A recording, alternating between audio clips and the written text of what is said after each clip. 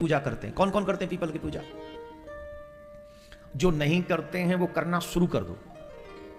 कुछ नहीं कर सकते तो कम से कम पीपल पे जल चढ़ाना शुरू कर दो। 5 मिनट की ये कहानी मैं आपको सुना रहा हूं, इस कहानी को ध्यान से सुनना। रविवार के दिन पीपल को जल नहीं चढ़ाना चाहिए। रविवार के दिन न तो तुलसी को जल चढ़ाया जाता है और ना ही पीपल को। शनिवार की शाम को अगर आप दीपक भी जलाएं पीपल के नीचे, इसका बहुत बड़ा फल है। एक बहुत अच्छी कहानी 5 मिनट की है, इसको जरा सुन लें और उसके बाद में फिर आगे कथा बढ़ाएंगे। एक ब्राह्मण थे, वन में रहा करते थे। पीपल का एक वृक्ष उनके आश्रम में था, उन्हीं के आश्रम में था। और उनका एक ही काम था कि नित्य पीपल को जल चढ़ाते थे और पीपल की सेवा किया करते थे, प्रदक्षिणा किया करते थे। एक बार यमराज ने उन्हीं के नाम राशि को लाने के लिए कहा कि तुम ले आओ, फलाने को ले आओ। और यमराज के दूत गलती से ब्राह्मण देवता को ले गए। और जब ब्राह्मण देवता को ले गए तो यमराज के पास प्रस्तुत किया। यमराज के साथ जब सामने प्रस्तुत किया तो भगवान यमराज ने देखा कि ये इनको क्यों ले आए, इनका तो समय नहीं, ये तो बड़े तपस्वी ब्राह्मण है, इनको क्यों लेके आए तुम? तो उन्होंने कहा कि हमसे गलती हो गई, आप हमने समझा आपने इन्हीं को बुलाया। बोले इनको नहीं बुलाया था, एक व्यक्ति मर गया उसे लाने के लिए बोला था तुम्हें, इनको क्यों ले आए? ये तो बड़े तपस्वी हैं, पीपल की पूजा करते, नारायण की पूजा करते। तो बोले अब तो अपराध हो गया, अब तो क्षमा मांगे। यमराज के दूत भी कहे महाराज क्षमा कर दो, हमको क्षमा कर दो, ये तो अपराध हो गया हमसे। बोले कोई बात नहीं। तो यमराज बोले कि अब आप चले जाओ। बोले चले जाएंगे, पर एक काम करो, पहले हम सब नरकों को देखना चाहते हैं कि यहां कौन कौन से नरक हैं और किस किस को कितना दुख मिलता है।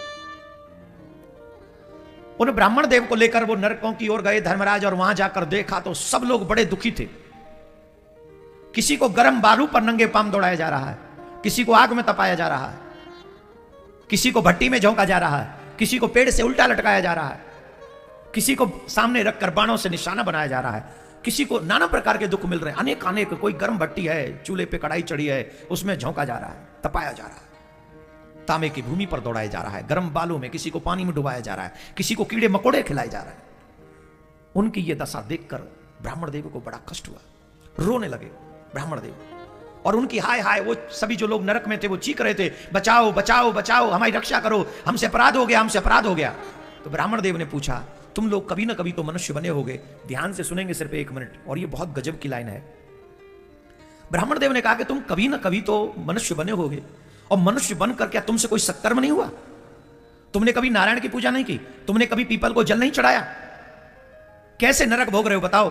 तो उन्होंने कहा महाराज हमारे नरक भोगने का कारण है, कई बोले हमने झूठी गवाही दी कोर्ट में जाके, किसी ने कहा मैं रात दिन चोरी करता रहा, किसी ने कहा मैंने परिस्त्री गमन किया, किसी ने कहा कि महाराज मैं आए हुए अतिथियों को बड़ी घूर घूर के दृष्टि से, क्रोध भरी दृष्टि से देखता था। अनेक अनेक पापी थे, नाना प्रकार के पाप करते थे। मैंने अपने माँ बाप का अपमान किया, मैंने वेदों की निंदा की, मैंने पुराणों की निंदा की, मैंने भक्तों की आदि आदि इतनी बातें सुनाते रहे।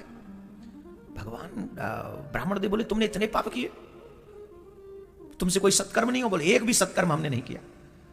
तो धर्मराज ने कहा चलिए अब आपका हो गया, आपने नरक देख लिया, आप निकलिए, चलिए अब आप नीचे जाइए।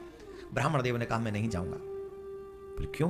बोले इतने लोगों को दुखी देखूं तुम्हारे नरक में, और इतने लोगों को दुखी देखकर भी मैं शांत रहूं और मैं लौट जाऊं, तो मैं काहे का ब्राह्मण? उन्होंने वही प्रार्थना की भगवान से और कहा अगर मैंने एक क्षण भी हे नारायण तुम्हारी सच्चे मन से तपस्या की हो, सेवा की हो, तो आप मेरे ऊपर कृपा कर दीजिए। क्या? बोले जो नरक में ये दुख भोग रहे हैं इनको नरक से मुक्त कर दीजिए। महाराज ब्राह्मण देव का यह संकल्प हुआ कि वो सब पापी उनके संकल्प भर से वो शरीर त्याग त्याग कर दिव्य दिव्य रूप बनाकर भगवान के स्वर्ग की जाने के लिए तैयार हो गए। सब जाने लगे, नरक खाली होने लगा और ऑलमोस्ट सब चले गए, कुछ पापी लोग बचे रह गए, उनका कल्याण नहीं हुआ। बोले उनका कल्याण? तब नारायण भगवान प्रकट हुए। यमराज ने कहा प्रभु ऐसा इन ब्राह्मण देवता ने क्या कर दिया कि 1 सेकंड में सब नरक खाली हो गया, और फिर कुछ पापी और बचे रह गए, कुछ पापी और बचे रह गए, इनका कल्याण क्यों नहीं हुआ? 2 प्रश्न है, ये इनका कल्याण कैसे हो गया और ये बचे कैसे रह गए?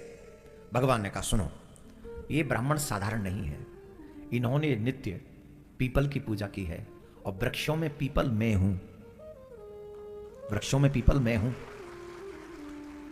तीनों देव पीपल में वास करते हैं, ब्रह्मा विष्णु महेश, तीनों देव। और जो इन ब्राह्मण देव ने जो जल चढ़ाया है उससे मैं तृप्त हूं, और इनका इतना तप है कि इनके संकल्प मात्र से ये सब बड़े से बड़े पापी इनका कल्याण हो गया।